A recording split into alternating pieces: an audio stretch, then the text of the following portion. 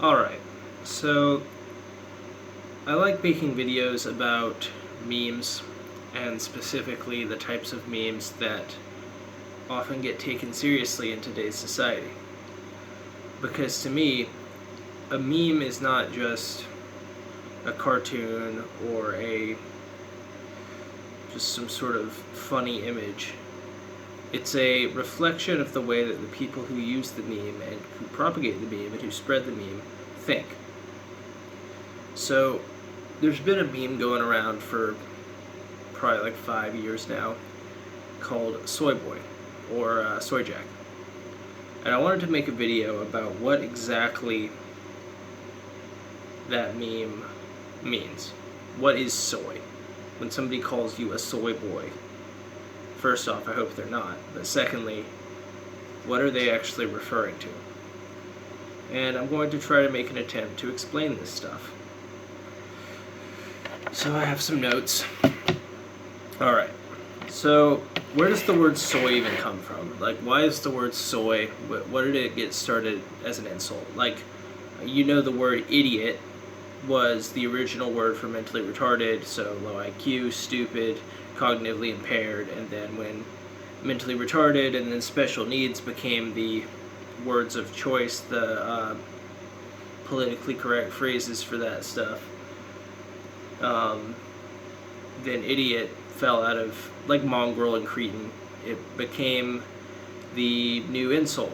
The medical term dropped it, popular culture picked it up, bada bing, bada boom, there we go. So there's that.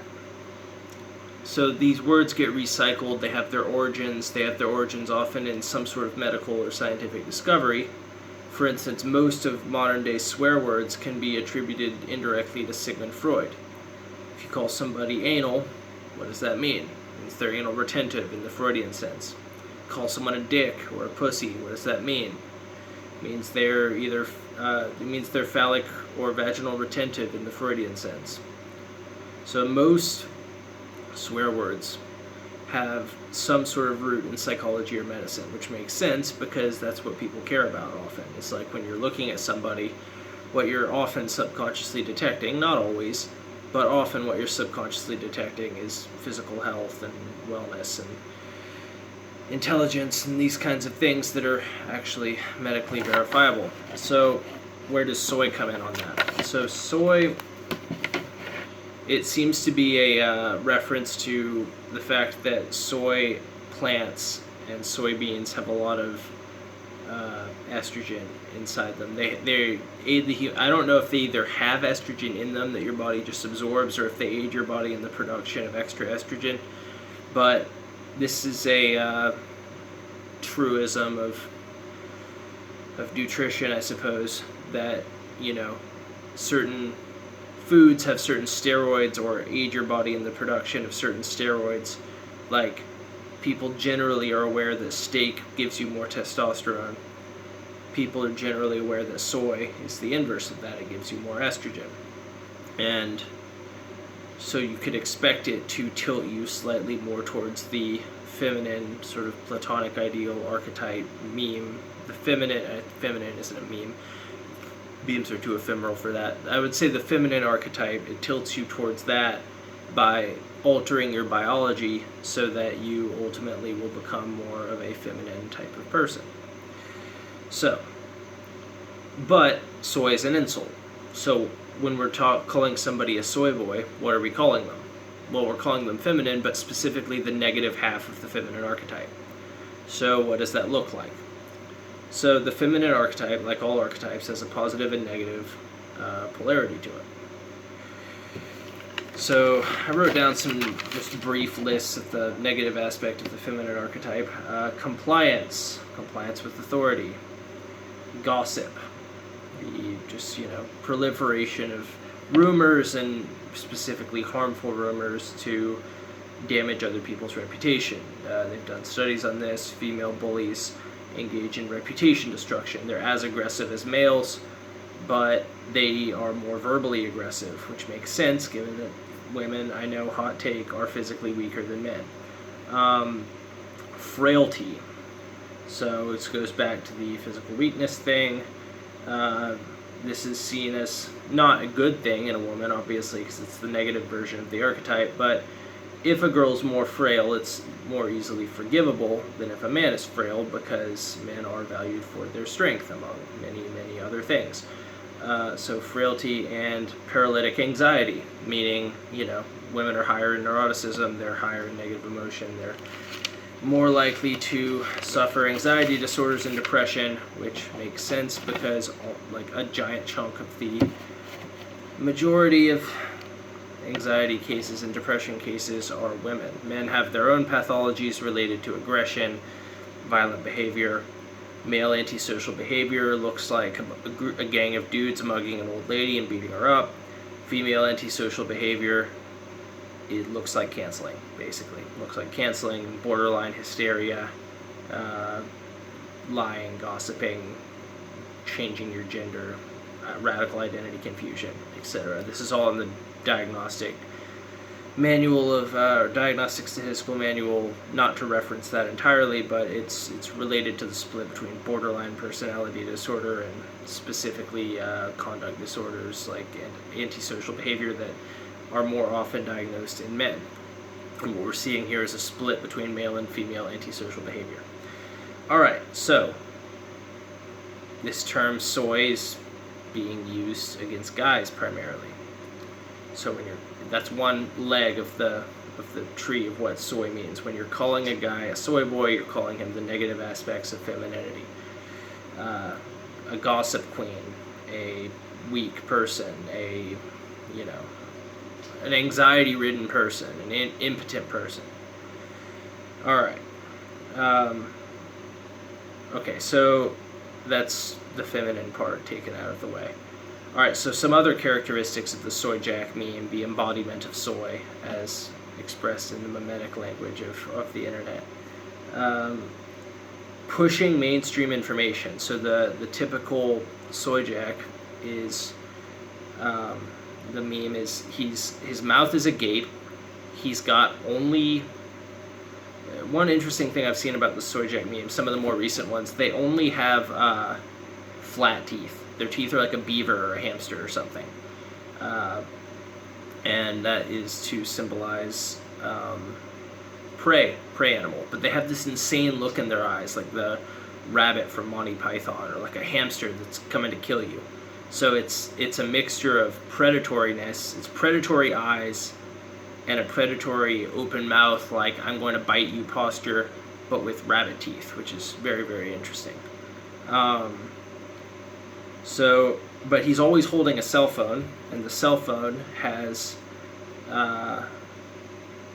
some sort of mainstream popular science, we're all made of stardust thing. And often it's a journal, it's not an actual scientific thing, it's like a newspaper article. It's popular science, effectively. It's like Bill Nye talking about something. It's not an actual scientist. So my take on that is that these are people, the soy people, they're pushing mainstream information to you in sort of a dominant way, even though it's funny because it's mainstream, so you think that giving people information they usually already have access to wouldn't necessarily be the most useful thing in the world. And I think what's happening is these people, although they're low IQ, they're low verbal IQ, they've tricked themselves into identifying with their intelligence due to their physical weakness, and they conform to the establishment and defend the establishment because it keeps them safe, because, I mean, soy boys don't do well in an anarchical situation, just take my word for it. And what they're doing is they're mocking creativity. They're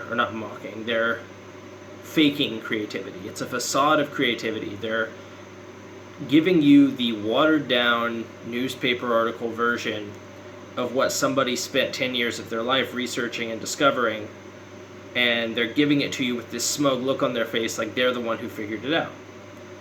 And yeah, so they're faking the process of actual intellectual achievement. The reason they're doing this is because they're physically frail and weak. And that gives me back to takes me to the third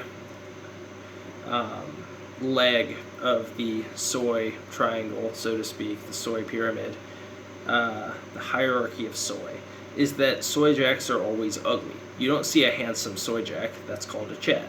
So the Soyjack he's always ugly. He always has the weird mixture of predatory eyes and prey teeth. And the reason that the ugliness matters, it's not just like a ad hominem. There's actually something to it. So through the science of physiognomy, you can tell that basically certain features of genetic mutational load show up on the face and in the body. This is why people with mental illness have very specific telltale traits. They often have disproportionately curly hair. They can be albino. They can have eyes that are sort of different sizes. They can have asymmetry. Like, the reason that people value symmetry isn't just because it looks nice or something, even though you would wonder why it looks nice. The reason people value symmetry is that it's a reflection of lack of genetic mutational load, basically. And if somebody is very lumpy and fucked up looking and asymmetrical and sort of amorphous in their character, like a hunchback type character, they are not going to be... There's a very, very high probability that person has a lot of genetic junk, a lot of asymmetrical, redundant genetic traits in their system. And that's basically what this Soyjack meme is saying. It's that it's a symbol of males acting effeminate, and specifically in the negative sense, although they're trying to make it in the feminine sense, a la Caitlyn Jenner being the bravest woman in the world, pushing mainstream information, watered down mainstream information. Everybody already knows it. It's the facade of creativity through conformity, through authority, through referencing the work that other people have done as if it's their own. So it's the stealing, the imitation of intelligence, the imitation of competence, and it's somebody being ugly and therefore having a poor genetic quality. And as 30% of the genome is in the human brain, this explains why they have to fake being scientifically informed. This is why they have to fake being an inventor or being novel, because due to their redundant DNA in their brain, they just can't do it. They're not smart enough. They have low verbal IQ. So yeah, that's what the Soyjack meme represents. I hope you found this video informative. And remember, if you ever say, "Oh, that's just an X, that's just a figment of the imagination, that's just an illusion, that's just an image, that's just a cartoon," you don't want to attribute nothing to the products of the human mind. Whatever the products of the human mind are, they're not nothing. So they're not just something. They're not just nothing. So yeah, that's it for this time. Tune in next time for another video.